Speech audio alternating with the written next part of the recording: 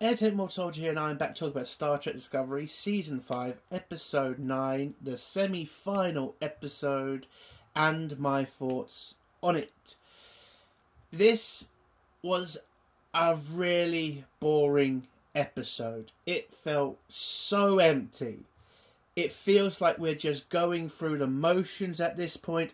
I mean, this is the semi-final episode, moving us on to the final ever episode of Star Trek Discovery.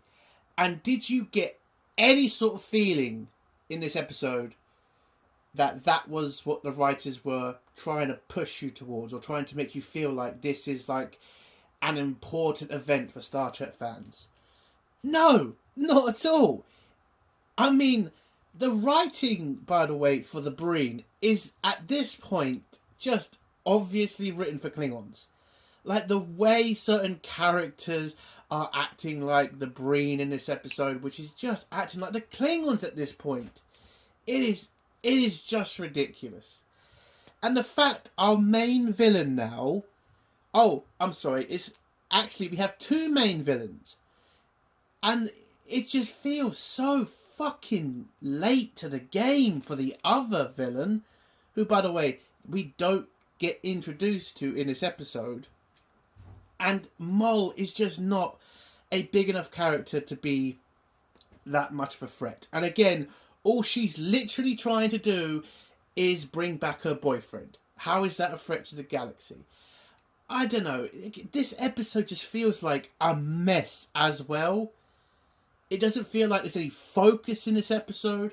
Again, the writing is just absolutely childish at points and pathetic in other points. The acting as well, bloody fucking forced. I mean, there's a fucking scene between Michael and Book that feels like two children arguing with each other. I get the scene has a purpose, and I get the argument had a purpose, but it really felt so cringe to watch. I mean, it really did. Oh, God. It's just... And the rest of the cast at this point... I mean, we got a couple of people brought back in this episode. Saru, the President. And it just feels so late in the game. Like, Saru has been gone way too long, in my opinion. Again, you know, he is a part of this cast. Where's he been? It just really feels like the actor has just literally said, I'll only come back for a couple of episodes and then I'm gone. That's what it feels like to me. Oh, but I can't really keep talking about this without going to spoilers. So, what would I give this episode out of 10? It's a 0 again. There's nothing in this episode.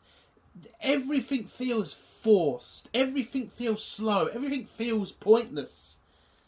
It just doesn't feel like the penultimate episode to the final episode. It just feels like it's just a random episode you can watch or miss, and you don't miss that much. A 0 out of 10. I mean, I'm not expecting that much from Discovery. I really ain't. Okay, I've been through enough of these fucking seasons to know the ending is always going to be either disappointing or insultingly bad. I know that. But the semi-finals at least gave you the feeling of maybe the Discovery writers are trying to make you feel something at the end. They're trying to make you excited for the final episode. In this episode, there's none of that. Not even an attempt to try. So, yeah, it's a 0 out of 10. Let's get to spoilers. If you don't want to hear spoilers, leave in 3, 2, 1. So, the episode starts off with Saru back in Starfleet headquarters, where he's told about the whole situation with Discovery and the Breen, and is then informed about the Breen civil war that's coming, because apparently the female leader of a different Breen group is now on her way with her fleet to take the progenitor weapon as her own, so she can take over the entire Breen Empire. So yeah, introducing another villain into the season, literally near the end, just feels massively pointless. And it does feel like we are going to have some pointless scene where we're introduced this character for about 2 seconds, and then Burnham's going to be able to avert war by having a conversation girl to girl. That's what I think is probably going to happen. Oh, it's just so fucking awful, this episode. It really is. Anyway, back with Discovery. Saru tells them the situation, tells them that the Federation are trying to get in contact with the Breen to try to stop them from, coming in and killing everybody. And, Moll's Breen as well, because they're on the enemy list, so they need to figure out a plan to, find a progenitor to save their lives at this point. And Michael informs Saru that they're fixing up the ship and they'll be ready to jump in a couple of hours or a couple of minutes or whatever time scale she gave Saru. So after a conversation with Saru, she tells the crew about the fact that the other Breen leader is on her way with her fleet, and they only have a small amount of time to get the progenitor weapon or equipment and get out of there before any of the Breen turn up. And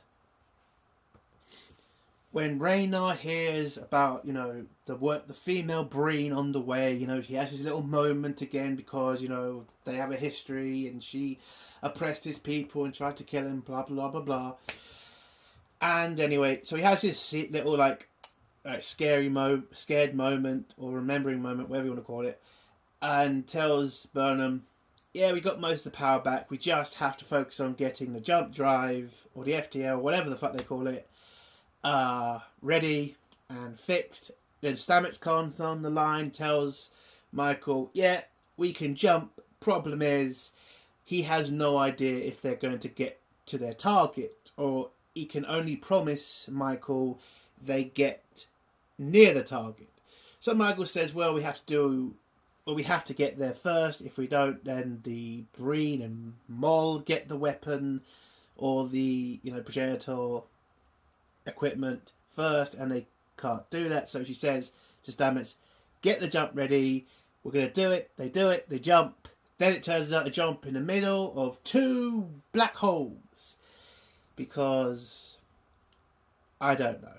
Apparently the progenitors or the people who put the fucking clue there somehow able to make 2 wormholes, okay, and they put, or at least, no, actually, they found the 2 wormholes, and that's where they put the progenitors, at least the equipment to find the progenitors' equipment.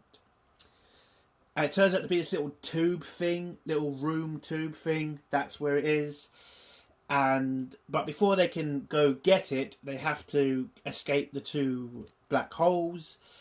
And again, this scene is so obviously, showing that the actress playing Deadmore is missing, because isn't she the best pilot in Starfleet, or apparently, old Starfleet?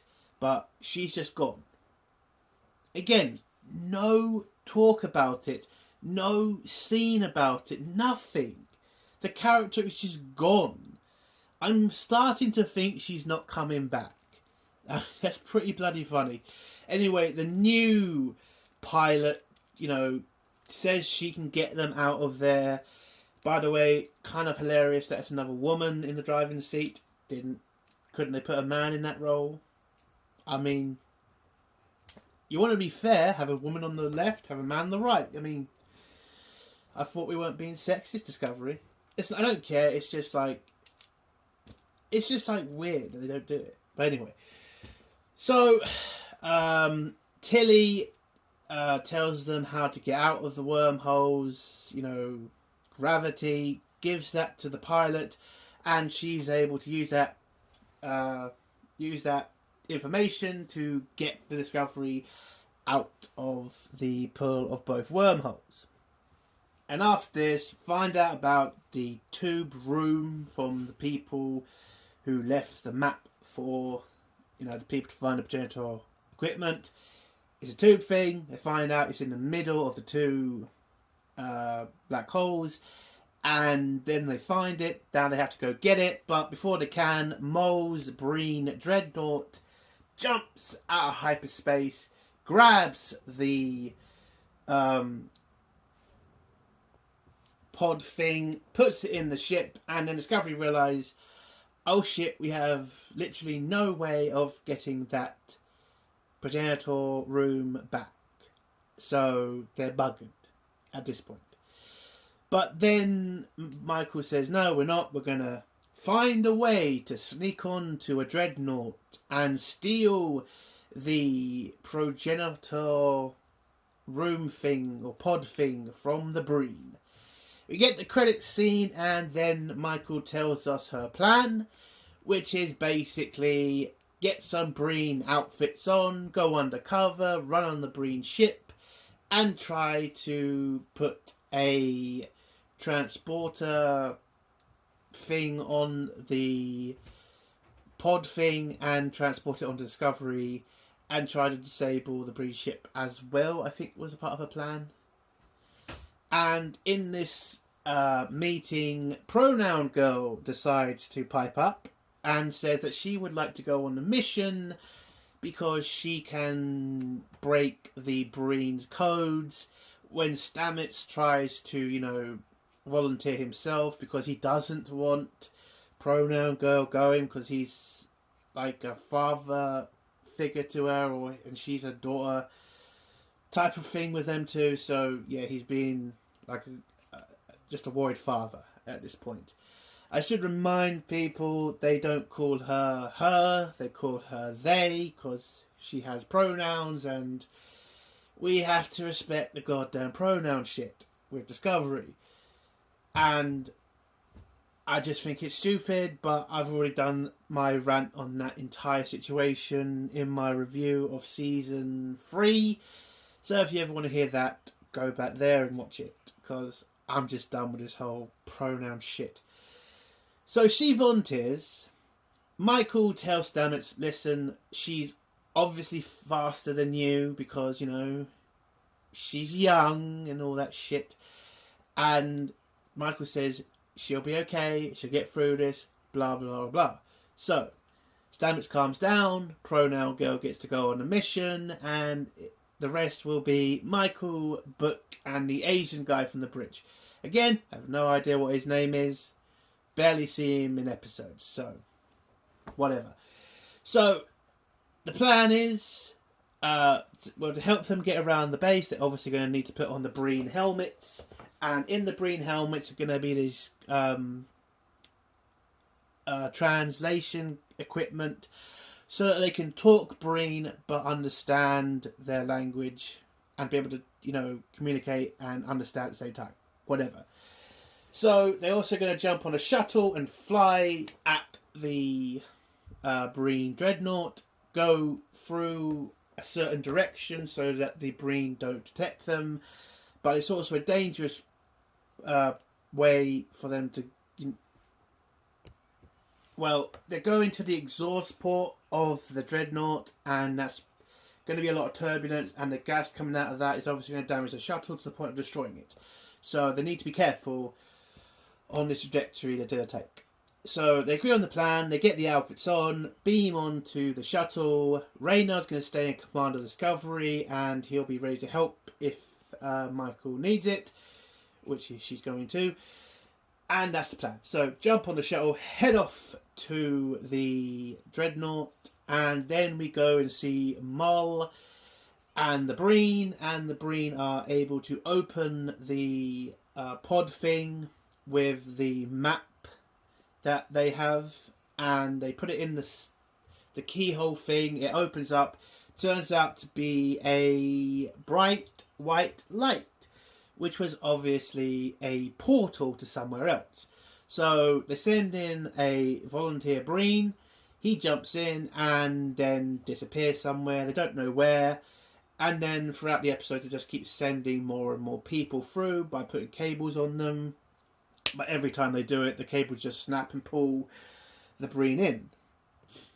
So the Breen bring in their scientists to scan the device and see if they can figure out where their Breen soldiers are being sent. And Mo is kind of getting agitated and pissed off because she just wants to get to the progenitors' equipment so she can, reawaken Locke, bring him back from the dead and all that shit. And so to make sure his body doesn't decay anymore, she puts him in some sort of transporter bubble that's small enough to go in on her wrist. That's what she does with the body. And then the Breen, who's been kind of helping her out, he tells her that she should go up to the bridge whilst the scientists, figure out how this pod thing works. Back with Michael and the team, they're heading towards the exhaust port of the Dreadnought. It starts ripping the ship apart, and then Pronoun Girl tells them that where they're going to beam to, there's 2 Breen in the room, but Michael says there's no other choice, they have to beam on the ship. So they beam on the ship, the shuttle gets destroyed, but they get safely on the ship. 2 Breen guards turn up, ask them questions, and then Michael has the ridiculous scene of just shouting at the 2 Breen and insulting them, and and again, when I say the writing for the Breen sounds more Klingon, this entire scene just sounded more like she was just talking to 2 Klingons. Again, insulting them, telling them, "Who do you know who I am?" Again, the imagination from these writers is pretty piss fucking poor. Again, if you want to do this kind of writing, why not just have the Klingons? Why not just admit, Discovery, you got it completely wrong when it came to the Klingons? It's so fucking ridiculous. Anyway, it works. The soldiers leg it because, again, who wants to listen to a screaming woman all the time? So they move on. Then the team split up. Pronoun Girl and Asian guy head up to the bridge to try to turn off the security systems around the pod. And Michael and Book are going to head to the shuttle bay where the pod is to put the transporter lock on the pod. So they head down there. They bump into 2 random Breen who tell them about some sort of special event that's going to happen, and Michael... But it turns out that their universal translators can't pick up certain words from the Breen. And I'll say this, because I don't do this that much, I will actually say this was an interesting scene. Now, not for the dialogue was dog shit, but for the fact of the universal translator not being able to pick up certain words, I thought that was kind of interesting. But then it's ruined because apparently Michael Burnham is just great at everything and is able to figure out what they're saying because she's done some studies of languages. Okay. So they're able to tell the 2 Breen that they're going to go to the party with them later, and then the 2 Breen soldiers just walk off.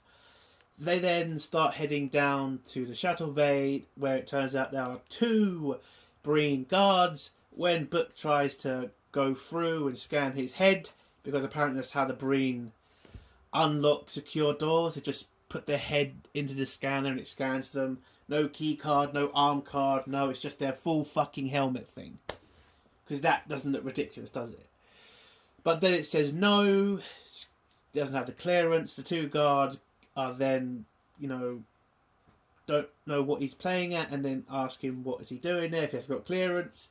And then Michael comes over, and this is the childish bitching scene that we had to deal with in this episode, where Michael and Book just keep insulting each other in Breen and in English, because again, I just preferred it in Breen because you didn't have to hear their voices, which was actually a lot better.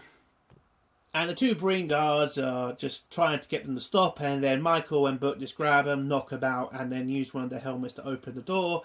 They open it, then hide the bodies. Whilst all this is going on, we go back to Starfleet headquarters, where Saru and the president are trying to make contact with the female Breen leader, sending so many communications to her, but she's just ignoring them on purpose, and so they're not able to slow down the fleet. So Saru comes up with the idea of sending an unarmed shuttle to go in front of the fleet to slow them down and give Discovery more time to get the progenitor equipment or technology. And when he does this, some people are kind of concerned because it is a dangerous mission and he has a wedding in a couple of days, apparently. And so the Vulcan woman is also kind of worried because she's concerned that he might put his wedding ahead of the future of the galaxy, which is very ridiculous. But that's the plan. The president gives him the okay. You get the scene between him and his fiancée, the Vulcan woman, and she tells him about the fact she doesn't know if he's going to be able to put the galaxy before his wedding. And then Saru says it's not only the Vulcans who put, logic before feelings, and this was supposed to, I guess, be a touching scene between them, but I fucking just could not give a shit. And, that's the plan. He's going to head off in a shuttle and slow down the Breen Armada.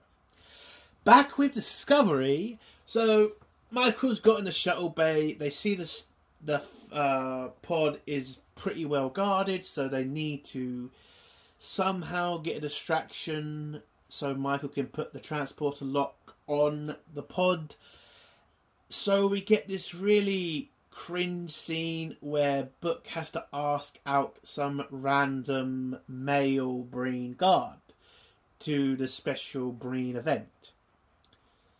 I don't know why he needs to ask him out. Why don't you just say, hey, what do you think of what's happening? Why didn't you ask him any other question then? Hey, do you want to go out on a date? I mean, it's just so fucking weird at this point, that stuff. It's like, if you're going to distract somebody, like, for one thing, how do you know he's gay? Another thing, why is that the first thing you think of, though? Of all the things you could ask him, that's the... Oh my god, it's just so fucking weird.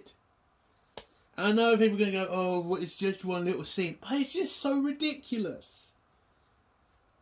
It just is. But apparently that works. It gives Michael some time to put the fucking transporter thing on the fucking pod.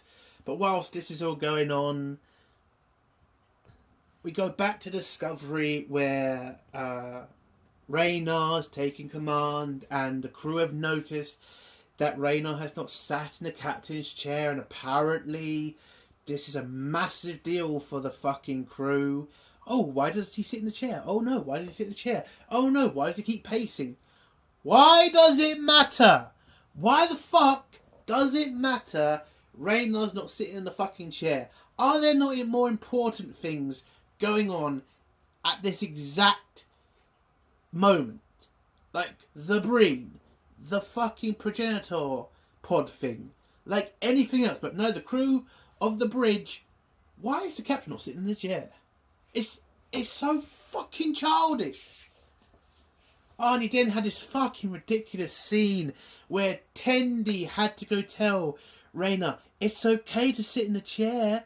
It's okay, you know. You can sit in the chair. We'd all like you to sit in the chair. And then you had this really, really stupid fucking speech from fucking Raynar where he says, Tilly, you're the cleverest person I know, but stop being so clever and nice to me or I'll kill you. And it's just like, oh my god, this scene just did not need to be in the episode. Okay, Tilly is the smartest person she's ever met. Have you not met that many people, Radar?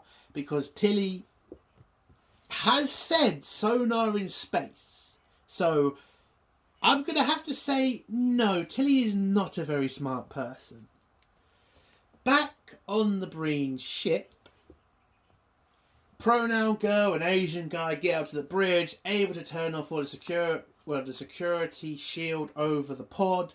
Michael is then able to put on the transporter pod thing again on the pod, and then Mole starts getting suspicious and getting annoyed. She wants to find out if the scientists have figured out where the transporter or gateway leads to. But at this point, the Breen who's been helping her tells her that there's 2 missing Breen soldiers. So Mole figures out somebody's on the ship, tells them to lock down the shuttle bay and for nobody to leave that place. And so Discovery is then told about this, and Raynar knows that they need a distraction so that Michael and Book can, finish the mission. So he tells Discovery to hail the Breen ship. They do. Raynar tells Mull that the Breen armada is on the way and that they're going to be there to kill them all, to grab the projectile weapon from her. Mole brings up the fact she doesn't care, she's just there to save Locke, and the fact that she didn't really do anything because the person who did do the bad stuff she killed, so technically she's not really the enemy of Starfleet, but again doesn't give a shit.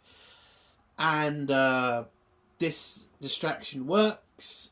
The shuttle bay is apparently just they get put at alert and then they just stop being at alert and just walk away. Don't know why this would work. Mole would still have given the order to keep the shuttle bay under lockdown, but apparently the Breen just don't give a shit, so they walk away. And then Raynar tells Mole that Michael is dead, which is an obvious fucking lie. That Mole obviously knew was a lie. I mean, come on. Why not say Michael's knocked out or something other than she's dead? Because that's just going to alert her to the fact that you're just lying. I don't know. Maybe even have Michael come on the fucking line herself, acting like she's on the bridge of the fucking Discovery. Better. You're not fucking got one-to-one communication, one-to-one vision.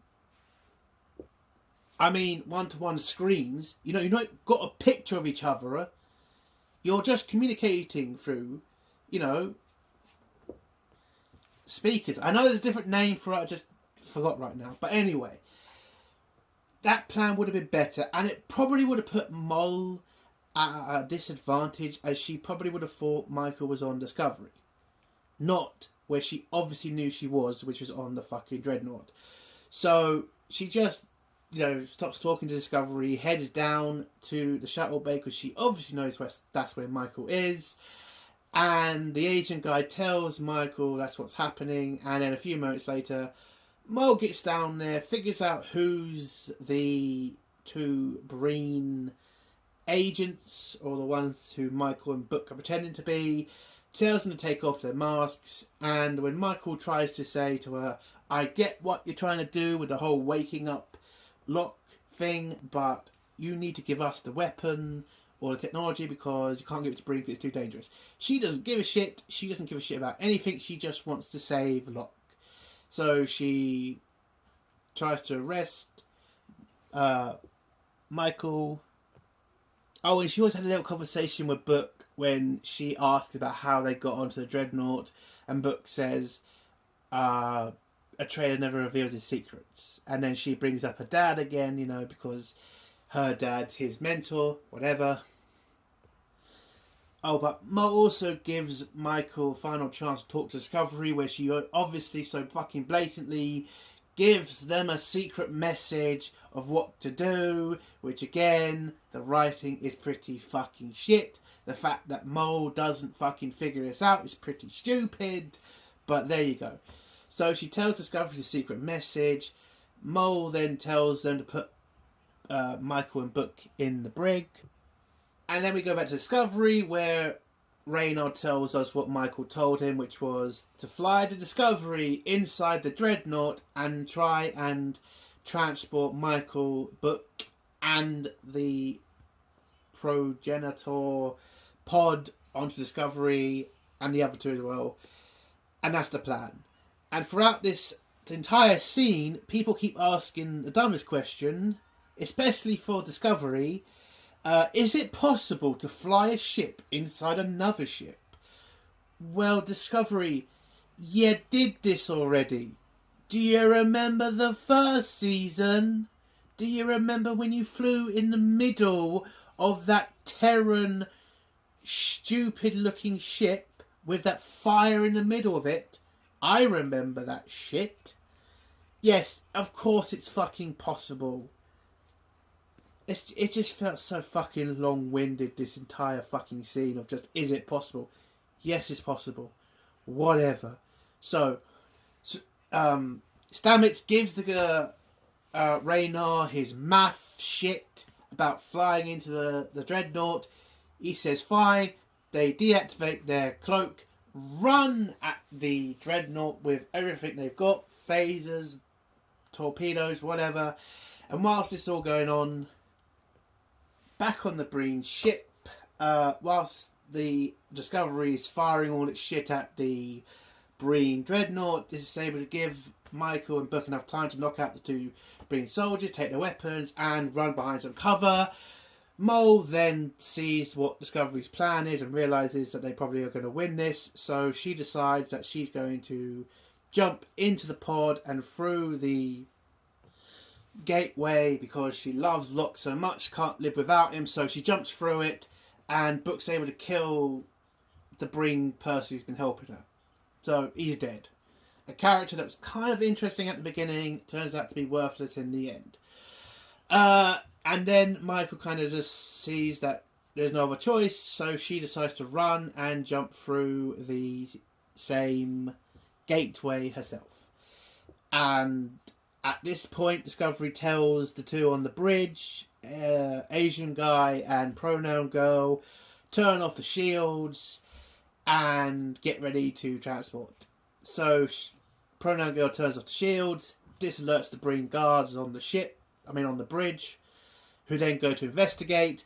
And what I would say the dumbest scene, well, one of the dumbest scenes in this episode, the Asian guy, who I will remind everybody has a fucking rifle, decides not to use the rifle and just to have a hand-to-hand fight for no fucking reason with the Breen. Again, one of the Breen I also think had a rifle.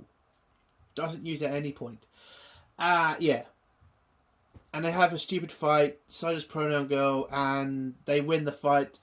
Discovery beams them both aboard. Shields turn off, they're able to break through into the inside of the dreadnought, pretty much destroying a lot of it because of the massive damage from Discovery's weapons, I think. And beam up Book, and then when they try to transport or at least get a tractor lock on the progenitor pod, the progenitor pod goes past Discovery and then gets ripped apart by, I think, the two black holes, or it's the design of the pod thing. And there it is, an open fucking gateway for Discovery to fly into. Whatever. And the episode ends with what I think Discovery was supposed to... Well, the writers were going for very, upbeat speech from Raynar to have this epic moment when he finally sits on the chair and says, "Let's go," and that's how the episode ends. It was just a dull, pointless episode. Like, this is supposed to be the semi-final to get you excited for the next episode, and it never felt like it. It just felt dull. It felt uninspired at points. I can only point to one good thing, and the only good thing was just something I noticed, which was the universal translator. That's interesting. Everything else in that scene was shit. Everything else in this episode was shit. There is nothing hooking anybody to the final episode. What, to find out what the progenitor, technology is? Listen, if you do not realise at this point that what we're going to find at the end of Discovery is going to be the most fucking ridiculous, pointless, dumbest thing at the end, then you're an idiot. Because they've done this every other time. Season 3, oh, it turned out the burn was created by a kid who was a bit sad his mum died. Season 4, turned out it was a complete accident that this race was mining certain planets. Season 5 will be no different. It will be as dumb and it will be as ridiculous as the last bunch of seasons. And I can't fucking wait. It is the final. We are nearly done. This is nearly over. We will never have to ever watch this shit again. They will be all gone soon. That's the only thing that's really helping me get through this shit, is the fact we are nearly done. One more episode and this shit is over. And I can't wait for that. And that is the end of my review. If you like this review, give it a like. If you dislike this review, give it a dislike. And if you like my content, do consider subscribing. And if you have a comment, leave it below and I'll try to get back to it. Entertainment Soldier, bye.